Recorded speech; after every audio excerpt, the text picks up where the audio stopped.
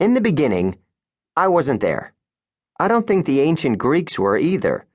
Nobody had a pen and paper to take notes, so I can't vouch for what follows, but I can tell you it's what the Greeks thought happened. At first, there was pretty much nothing. A lot of nothing. The first god, if you can call it that, was chaos. A gloomy, soupy mist with all the matter in the cosmos just drifting around. Here's a fact for you. Chaos literally means the gap, and we're not talking about the clothing store. Eventually, chaos got less chaotic. Maybe it got bored with being all gloomy and misty. Some of its matter collected and solidified into the earth, which unfortunately developed a living personality. She called herself Gaia, the Earth Mother. Now, Gaia was the actual Earth, the rocks, the hills, the valleys, the whole enchilada. But she could also take on human-like form. She liked to walk across the earth, which was basically walking across herself, in the shape of a matronly woman with a flowing green dress, curly black hair, and a serene smile on her face. The smile hid a nasty disposition. You'll see that soon enough. After a long time alone, Gaia looked up into the misty nothing above the earth and said to herself, "You know what would be good? A sky. I could really go for a sky.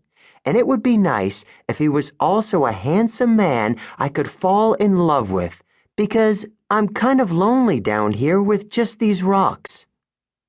Either chaos heard her and cooperated, or Gaia simply willed it to happen. Above the earth, the sky formed, a protective dome that was blue in the daytime and black at night. The sky named himself Uranus, and yeah, that's another spelling for Uranus. There's pretty much no way you can pronounce that name without people snickering. It just sounds wrong. Why he didn't choose a better name for himself, like Deathbringer or Jose, I don't know. But it might explain why Uranus was so cranky all the time. Like Gaia, Uranus could take human shape and visit the Earth, which was good, because the sky is way up there, and long-distance relationships never work out.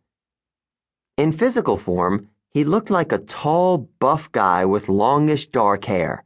He wore only a loincloth, and his skin changed color, sometimes blue with cloudy patterns across his muscles, sometimes dark with glimmering stars. Hey, Gaia dreamed him up to look like that. Don't blame me. Sometimes you'll see pictures of him holding a zodiac wheel, representing all the constellations that pass through the sky over and over for eternity. Anyway, Uranus and Gaia got married. Happily ever after? Not exactly. Part of the problem was that chaos got a little creation happy.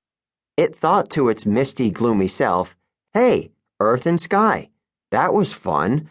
I wonder what else I can make." Soon, it created all sorts of other problems. And by that, I mean gods. Water collected out of the mist of chaos, pooled in the deepest parts of the earth, and formed the first seas, which naturally developed a consciousness, the god Pontus.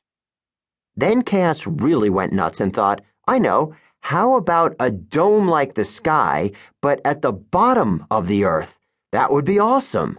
So another dome came into being beneath the earth, but it was dark and murky and generally not very nice, since it was always hidden from the light of the sky.